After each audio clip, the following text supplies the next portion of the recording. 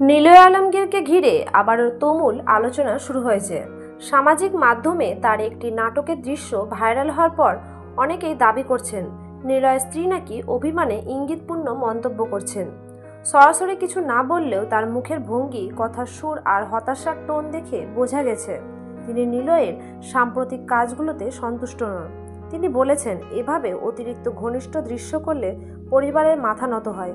যদিও তিনি কোনো কঠিন শব্দ ব্যবহার করেননি, কিন্তু অনেকে এটাকে ব্যাখ্যা করে বলছে তিনি মনে করছেন নিলয় আগে থেকে এসব চরিত্রে দুর্বল, আর নাটকের কারণে এখন সেটা আরও প্রকাশ পাচ্ছে।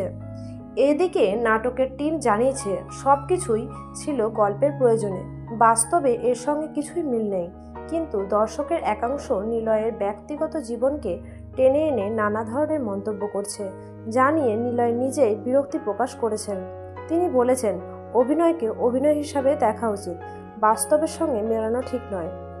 সাবস্ক্রাইব করে পাশে থাকুন নতুন আপডেট সবার আগে পাওয়ার জন্য। সব মিলিয়ে নিলয় ও তার স্ত্রীকে ঘিরে নতুন গুঞ্জন থামছে না। এখন দেখার বিষয়, তারা কেউ কি আনুষ্ঠানিকভাবে কিছু বলেন নাকি সময়ের সঙ্গে ভুল বোঝাবুঝি মিটে যায়।